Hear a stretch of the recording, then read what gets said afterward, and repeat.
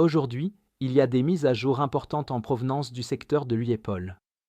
Ici, l'offensive russe s'est arrêtée après que les Ukrainiens ont commencé à éliminer les infiltrés ennemis.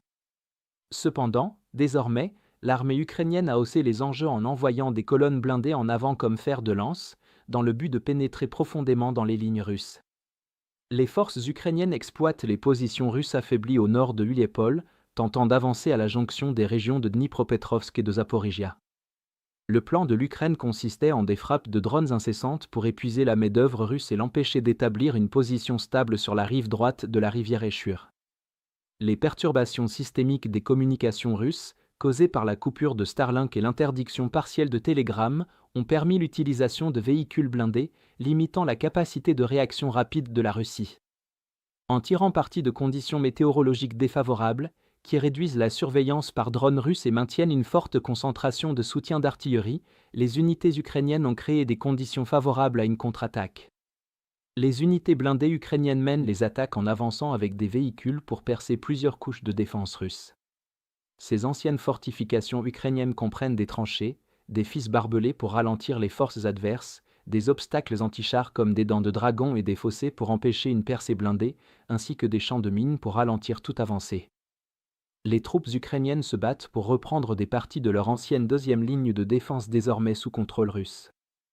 Des images géolocalisées du 475e régiment d'assaut séparé montrent comment des véhicules blindés ont avancé vers la ligne de front à travers le village de Vostvizivka, malgré le ciblage par des drones russes contrôlés par fibre optique, maintenant leur élan sous le feu.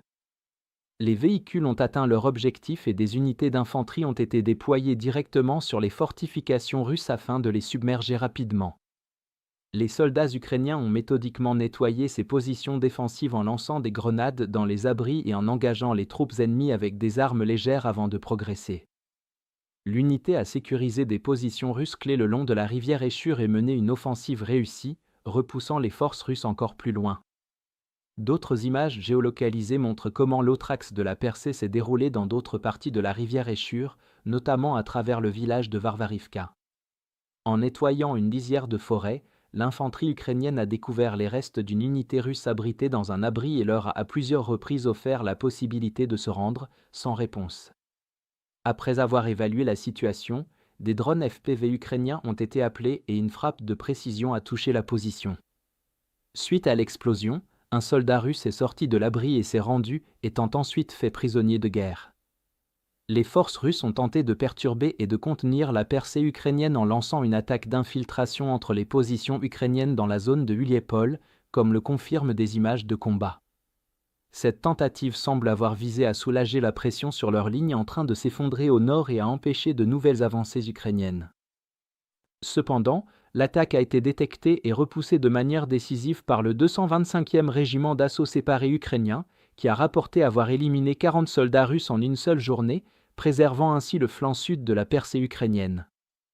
À la suite d'une pression offensive soutenue, les forces ukrainiennes ont progressé et percé à l'est de la rivière Echur, la plupart des positions ennemies ayant été nettoyées.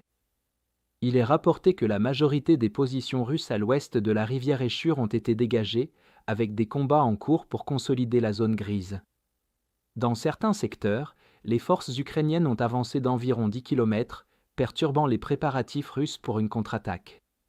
Des assauts blindés coordonnés, soutenus par des opérations intensives de drones, ont considérablement affaibli la cohésion défensive russe, provoquant des effondrements localisés et un risque d'effet domino si la brèche est exploitée davantage, mettant les unités russes en danger d'encerclement. Parallèlement, les forces ukrainiennes ont nettement amélioré leur position tactique, reprenant le contrôle de points importants pouvant servir de base de lancement pour de futures offensives, soit pour menacer Uliepol depuis le nord, soit pour reprendre l'ensemble de la ligne défensive. Globalement, les forces ukrainiennes ont pris l'initiative dans le secteur de Uliepol et pénétré profondément en territoire tenu par les Russes, annulant en quelques jours des gains qui ont coûté aux Russes des mois et d'énormes pertes. Cette percée structurelle menace l'intégrité de la ligne russe et peut provoquer un effondrement opérationnel, les Russes ne disposant pas de suffisamment de réserves. Alors que leurs communications sont perturbées, le commandement russe ne peut qu'anticiper d'où viendra la prochaine attaque ukrainienne. Si vous souhaitez découvrir d'autres développements importants d'aujourd'hui que nous n'avons pas pu aborder dans cette vidéo, n'hésitez pas à consulter notre carte interactive de l'actualité. Le lien vers notre carte interactive se trouve dans la description ci-dessous. Merci d'avoir regardé cette mise à jour, et un merci tout particulier à tous ceux qui suivent déjà notre carte interactive.